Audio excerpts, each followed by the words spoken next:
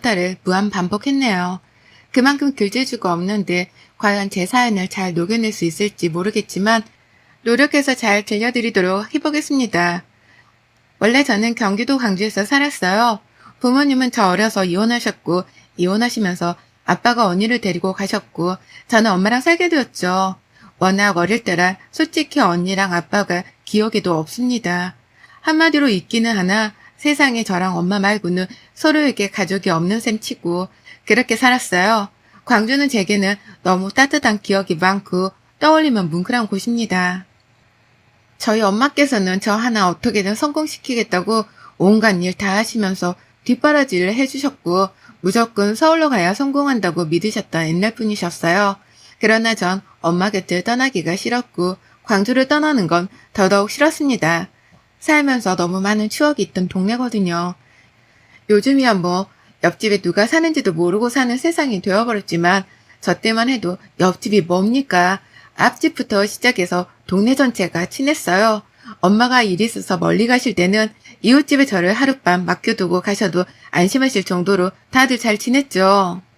그 중에서도 저희 옆집에 사는 이웃의 오빠가 있었는데 거의 제 친오빠 같은 존재였습니다. 저랑 딱 3살 차이였는데 늘 챙겨주던 오빠가 기억에 많이 남았어요. 그러나 제가 대학 진학을 앞두고 엄마께서는 제발 서울로 가라며 제게 빌기까지 하셨죠. 보잘것없는 이 동네에 있지 말고 더 넓은 곳에 가서 넓은 거 보고 느끼면서 살라고 말입니다. 그 마음을 이해 못하는 건 아니지만 정말 싫었죠. 이때 처음으로 엄마랑 저랑 많이 다퉜고 옆집 오빠네 가서 오빠에게도 속상한 마음을 털어놓고 오빠네 엄마를 제가 이모라고 호칭했는데 이모에게도 속상한 마음을 털어놨습니다. 그러나 이모께서는 현명한 답을 해주시더라고요. 이 세상에서 제가 가장 잘 되길 바라는 사람은 제 자신보다도 엄마라면서 엄마 말 들어서 잘못될 건 하나 없으니 우선 가보고 그때 아니다 싶으면 내려오라고 말이죠. 그럼 엄마도 할 말이 없지 않겠냐고 했습니다. 무조건 엄마 뜻은 다 싫다고만 하지 말고 현명하게 대처를 하라고 말씀을 해주셨고 전 이모의 말씀대로 서울행을 택했어요. 처음에는 정말 우울했던 게 아는 사람도 없고 외롭고 쓸쓸했습니다. 낯선 동네에 낯선 사람들과 어울려 지내다 보니까 광주가 너무 그리웠고 하루빨리 돌아가고 싶었어요. 그래서 처음에는 주말만 되면 무조건 광주에 가서 엄마를 보고 친구들도 보고 막 그랬습니다. 그러나 점점 일도 하고 과제도 해야 하고 그러다 보니 가고 싶어도 갈 수가 없는 상황이 되어버렸고 저 역시 서울 사람이 다 되어가고 있었죠. 그렇게 서글펐던 대학교를 졸업하고 취업을 하니까 이제는 현실에 부딪혀 살았어요. 하루하루 야근에 찌들어서 누가 보고 싶고 그립고를 생각할 시간도 없이 집에 오면 씻고 누워서 바로 잤고 아침에 알람 울리면 준비하고 출근하는 그런 삶이었습니다. 이렇게 제가 바쁘게 살다 보니 제가 광주를 가는 게 아니라 이제는 엄마께서 시간 내셔서 서울로 와주셨고 며칠씩 저희 집에 있다 가주셨죠. 전 그 시간이 너무 귀하고 좋았습니다. 그래서 일부러 엄마가 오실 때면 어떻게든 연차를 내서 서울 구경도 시켜드리고 맛있고 예쁜 곳을 모시고 가서 이런 곳도 있다며 엄마랑 데이트도 하곤 했습니다. 제게 엄마는 삶의 이유이자 제가 존재하는 이유였습니다. 한마디로 당연한 존재였고 없어서는 안 될 존재였죠. 여느 직장인들과 다름없는 삶을 살았어요.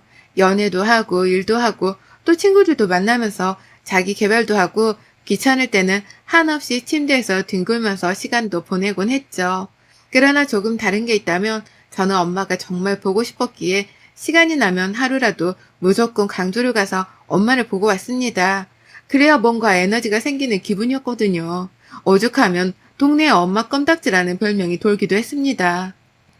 다 큰 딸내미가 아직도 저렇게 껌딱지냐면서 부럽다고들 하셨죠.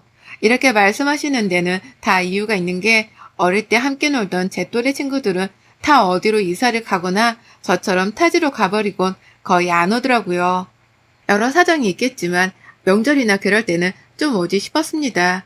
보고 싶고 어떻게 사는지 다들 궁금하니 말이죠. 얼떨결에 급히 올라가면서 연락이 끊긴 친구들이 한둘이 아니라서 굉장히 아쉬움이 많았어요. 그래서 괜히 그 집에 안 사는 거 알면서도 한 번씩 친구들이 살았던 집을 쑥 들러보기도 했습니다. 혹시라도 이곳에 오면 그 집에 들리진 않을까 싶어서 말이죠. 저처럼 고향을 유달리 그리워하며 오는 친구들은 아쉽게도 없었고 유일한 젊은이였으니 더 눈에 띌 수밖에 없었어요. 그렇게 엄마와 시간도 보내고 제 삶도 바쁘게 살던 중 하루는 이날은 유난히도 비가 많이 와서 제가 아침부터 기분이 안 좋았습니다. 축축하고 습하고 찝찝해 불쾌한 기분으로 출근을 했고 내내 뭔가 심술이 잔뜩 나 있는 상태로 업무를 했죠. 그런데 한 통의 전화를 받았고 제 세상은 무너졌습니다. 광주병원 응급실에서 온 전화였고 엄마가 돌아가셨다는 전화였어요. 우선 빨리 가야 하는 거 저도 잘 알고 있지만 도저히 운전을 해서 갈 자신이 없어서 무작정 택시를 타고 광주로 가는 내내 꺼이꺼이 울었습니다.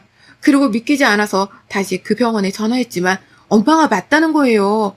그렇게 직접 도착해서 확인해보니 정말 저희 엄마가 맞으셨고 뇌출혈로 쓰러지셨는데 너무 오랜 시간 방치가 되어 그대로 가셨다고 합니다.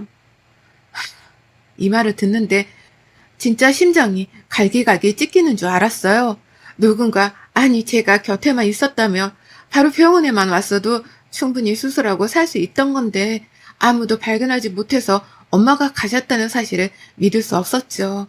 모든 게 제 탓 같았고 하필 이날 엄마에게 온 부재중 전화를 제가 받는데 오전에 내린 비 때문에 내내 기분이 안 좋아서 조금 있다 점심에 해야겠다 하고 무시했거든요. 제 나름대로의 퉁명스럽게 전화를 받으면 걱정하실까봐 그런 건데 그때 그 전화가 마지막 전화였다는 게 어쩌면 도움을 청하는 전화였을지도 모른다고 생각을 하니 제 자신을 정말 용서할 수 없었습니다. 아니 대체 이걸 어떻게 용서할 수 있겠어요? 엄마를 보며 오열을 하다 기억이 없고 눈을 떠보니 제가 실세를 했답니다. 그리고 엄마를 찾으니 이미 장례식이 준비가 되고 있었죠.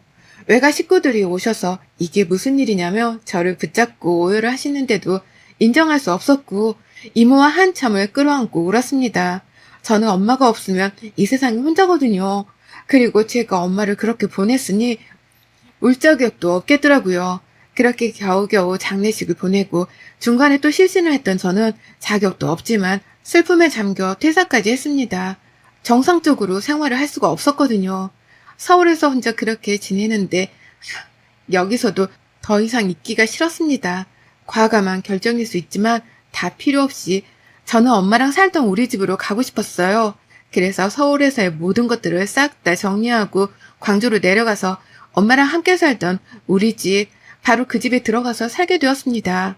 얼마 전에 왔을 때처럼 모든 게 다 그대로이고 변한 건 하나도 없는데 엄마만 없더라고요.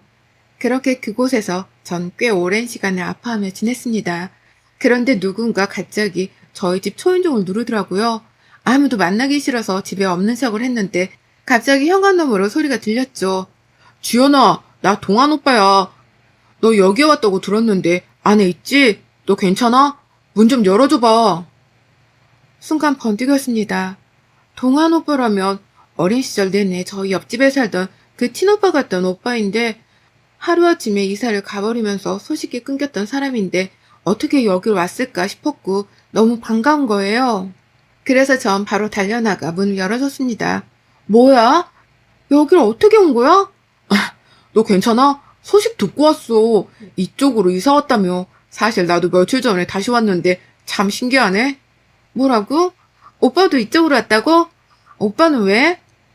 얘기하자면 긴데 너 밥도 안 먹었지? 뭐 나도 밥은 안 땡기지만 억지로 술 먹을 겸 안주 좀 먹으면서 얘기할까? 오랜만에 만난 옆집 오빠와 술을 한잔하게 되었습니다. 그리고 대체 어떻게 된 영문인지에 대해 들을 수 있었어요.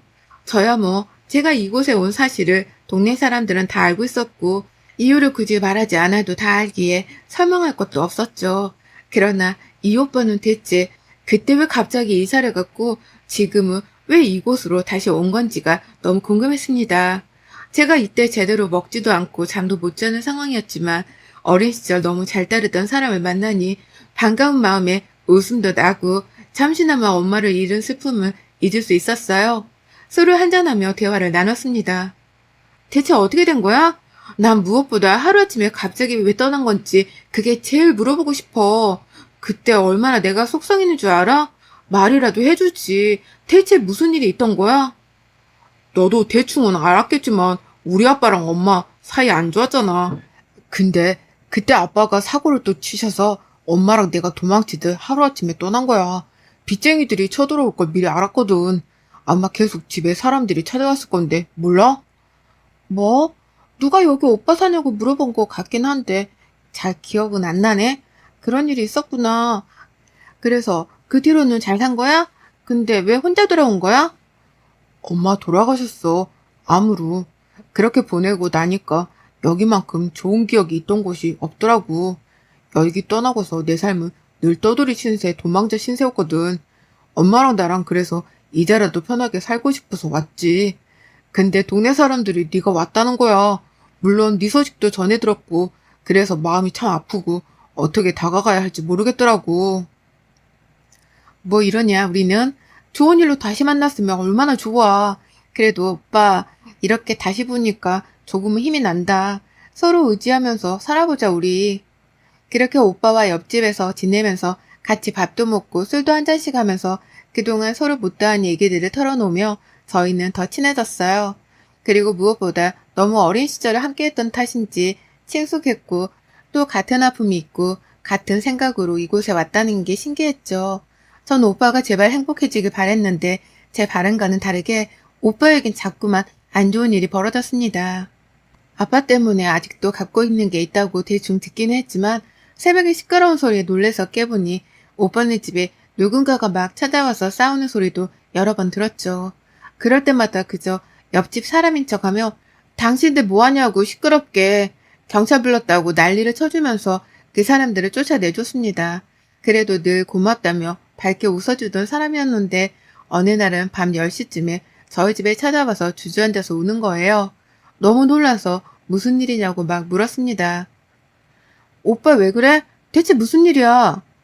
주연아, 사실은 나 못 버티겠어. 너무 힘들어. 그냥 딱 저 집 팔면 다 갚고 끝나는데 그럼 내가 땡전 한 푼 없어지거든. 그냥 진짜 떠돌면서 다시 살까 싶다. 도저히 이렇게는 못 살겠어. 도대체 왜 아빠란 사람은 나를 낳아서 이런 고통만 주는 걸까? 오빠 괜찮아. 진정해봐. 할 만큼 했고 나 진짜 더 이상은 이렇게 못 살겠다. 아니 그냥 미안해 오빠가. 지연아 너라도 꼭 잘 살아? 오빠 나약한 소리 하지 마. 진짜 왜 그래? 이날 오빠는 맨정신에 오열을 하며 거의 마지막 인사를 하듯 제게 말을 했고 전 너무 무서웠습니다. 그리고 결국 한참을 대화하던 끝에 우선은 그 집을 팔고 남은 빚을 모두 갚으라고 했어요.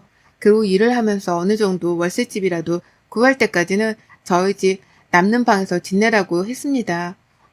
오갈 곳이 없고 정말 생사가 오고 가는 이 마당에 무슨 선택을 하겠습니까? 결국 그 사람은 제 말에 정말 고맙고 미안하다며 그렇게 하기로 했고 저희 집에 얹혀 사는 대신에 제가 불편하지 않도록 최대한 조심하겠다고 했죠. 돈도 없고 먹으기도 바쁠 텐데 겨우 10만 원, 12만 원 이런 식으로 생활에 보탬이 되고 싶다면서 조금씩 제게 돈을 쥐어줬고 처음에는 거부를 했지만 그거라도 받아야 이 사람이 마음이 편하겠다 싶어서 그냥 받았습니다. 어차피 둘 다 일을 하고 있었기 때문에 딱히 저녁 시간 말고는 마주치는 시간도 없었고 특히 오빠는 저보다 퇴근 시간이 늦어서 하루 종일 못 보는 날도 많았어요. 또 생각보다 그렇게 불편하지 않았습니다. 어렸을 때는 늘 저를 지켜주던 사람인데 이번에야말로 제가 보답을 하는구나. 저는 딱 이렇게 생각을 했고 어차피 혼자 있으면 엄마 생각이 나서 매일 울고 우울하기만 했는데 누군가 있기라도 하니까 그러지도 않아서 저도 오히려 좋았습니다. 근데 한 집에서 그렇게 살고 서로 매일 보살피고 걱정하고 보듬다 보니까 감정이라는 게 생겨나 버렸어요. 사랑이라고도 하죠. 처음에는 이런 감정이 생겼을 때 이 좋은 관계를 잃을까봐 두려워서 숨기고 감추려고 노력했지만 어디 사람 마음이란 게 쉽게 감춰지나요? 결국 저희는 서로가 서로의 마음이 어떤지를 알아차렸고 인정한 후 연애를 하게 되었습니다. 그 뒤부터는 웃는 날이 더욱 많아졌어요. 외롭기만 하고 아픈 저희 두 사람에게도 행복이 찾아온 거죠. 워낙 저희 엄마도 좋아했던 사람이라서 아마 하늘에서 보면 이 만남을 보고 좋아하실 거라고 생각했고 어쩌면 엄마가 보내주신 건 아닐까 싶기도 했습니다. 연애를 했지만 솔직히 같이 살고 있으니 결혼한 것과 다름이 없었고 저희는 적당히 연애를 하다 아예 결혼을 해버렸어요. 동네 분들에게 정말 많은 축하를 받았고 평범하게 남들처럼 가정을 꾸리며 살았습니다. 다만 결혼하고 혼인신고를 한 후 남편은 달라졌어요. 그 전까지는 전혀 그런 모습이 보이지 않았는데 불성실한 모습을 보이기 시작했죠. 어느 날 갑자기 제게 그러더라고요. 나 진짜 열받아 죽겠어. 왜? 무슨 일 있어? 아니 글쎄 나를 해고했다니까. 요즘 세상이 어떤 세상인데 사람을 함부로 잘라? 나 이거 그냥 못 넘어가. 뭐? 아니 해고 사유가 뭔데? 내가 팀장이랑 대화하다 말대답을 좀 했거든. 그렇다고 자르는 거 너무 어이없지 않아? 이거 인터넷에 올려서 사람들한테 욕 제대로 먹게 할 거야. 어머, 그건 너무 심했다. 정말로. 말대답을 어떻게 했길래 사람을 하루아침에 잘라? 세상에. 그럼 어떻게? 재취업도 쉽지 않을 건데. 재취업을 내가 못하겠어? 취업이야 할 수 있는데. 열받으니까 그렇지. 아, 물론 그렇지만 우선 진정하고 천천히 알아보면서 다시 자리 구해봐야지 뭐. 하루아침에 저런 사유로 해고를 당했다며 너무 분해했던 남편이었고 전 믿었습니다. 그리고 그 다음날부터 남편은 정말 회사를 나가지 않았고 백수 생활이 시작되었죠. 그게 하루 이틀이 지나고 2달이 지나니 저도 이제 슬슬 화가 나기 시작했어요. 매번 일자리 안 구하냐고 하면 구하고 있고 면접을 보는데 채용을 안 해주는 거 어쩌냐면서 제일 답답한 건 본인이라고 화를 내며 말을 했습니다. 저는 이런 남편의 모습이 무섭기도 했지만 달라진 모습에 실망감이 점점 커지고 있었어요. 뭔가 잘못되고 있다는 기분이 들 때쯤 남편은 취업에 성공했다고 했습니다. 그래서 그간 제가 혼자 고민했던 감정들을 삭히고 그냥 말았어요. 다시 취업을 했으니 이제 문제는 없겠지. 그렇게 생각했습니다. 그러나 그건 제 착각이었고 남편은 제 취업을 어렵게 해놓고 일주일 만에 또 퇴사를 했죠. 대체 이번엔 이유가 뭐냐고 따져 물었지만 본인이 알아서 한다며 오히려 언성을 높이더라고요. 이런 일이 무한 반복이 되었고 이어 남편은 저 몰래 제 카드까지 몰래 빼서 쓰는 만행을 저지르다 걸리곤 했죠. 한마디로 그냥 망나니의 모습을 보여줬습니다. 매일같이 다투던 찰나에 한 여자가 저를 찾아왔어요. 딱 봐도 쎄한 느낌이었던 그 여자는 제게 말했죠. 김동원 씨 와이프 맞죠? 네, 누구세요? 복잡하고 충격적인 얘기니까 놀라지 말고 듣고, 아, 혹시 그쪽도 뭐 임신했어요? 아니요, 말씀하세요. 그 자식 완전 구제불능이야. 그 자식 애만 지금 3명이고 애 엄마는 다 달라요. 아, 저는 전부인이에요. 아마 그쪽한테는 초혼이라고 했을 건데 아니고요. 불쌍한 척하다 결혼하니까 백수지다고 양아치짓 하죠. 그러다 돈 다 들고 날라요. 그 자식. 그렇게 전 당했고 전 재산 다 들고 날라서 그 자식 잡으라고 여지껏 찾고 있는 거고요. 네? 그게 무슨 소리예요? 말은 그대로예요. 그쪽은 돈으로 아직 피해 덜 본 거면 당장 지금 빨리 카드 비밀번호고 뭐고 싹 다 바꿔요. 그 자식 얼마나 교묘한데 애 엄마인 그 3명도 오라고 했으니까 곧 올 거예요. 그렇게 전 황당한 얘기를 들었고 그 애엄마들이라는 세 여자와도 대화를 했습니다. 모두 남편에게 당한 피해자들이었고 수법은 저에게 접근했던 방식과 동일했죠. 전 이 사람을 용서할 수 없었고 무엇보다 이 피해 여성분들도 저와 같이 이를 갈고 있었습니다. 결국 웃기지만 저희 총 5명의 여자들은 손을 잡고 남편 놈을 벼랑 끝으로 내몰기로 했어요. 피해 액수가 가장 컸던 전부인이란 여자는 거의 이를 갈고 있었는지 별걸 다 알아봤었고 그 덕분에 저희가 딱히 알아볼 것도 없었습니다. 다만 저희 말고도 금전 피해를 받은 선량한 분들이 더 있다는 걸 알았고 그분들에게도 이놈이 어디 있다는 것을 알려드렸죠. 대신 약속된 시간과 장소에 와달라고 했습니다. 왜냐면 현재 남편은 저와 함께 저희 엄마 집에서 살고 있기 때문에 이 집을 초토화시킬 수는 없었으니 말이죠. 전 머리를 굴렸습니다. 남편에게는 이사를 가자고 했고 이제 이곳에서 살고 싶지 않다고 했어요. 그리고 실제로 전 다른 집을 구해서 이사를 해둔 상황이었고 남편 놈을 유인할 수 있는 장소로는 모두가 머리를 굴려서 조용한 공터를 찾았습니다. 남편은 이사를 왜 본인 도움도 없이 다 해버리냐고 했지만 전 인테리어 때문에 그렇게 했다며 대충 둘러대며 말했고 제가 직접 운전을 해서 그 공터로 갔죠. 순간 어리둥절해하며 여길 왜 오냐고 하길래 제가 말했습니다. 이 분리수거 다 안 될 것 같은 놈아. 오늘 네 제삿날이다 내려.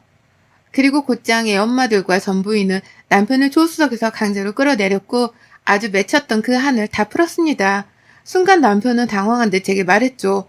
여보, 이거 다 지난 일이야. 당신 설마 지금 이 여자들 때문에 나랑 뭐 이혼이라도 하려는 거야? 아, 진짜.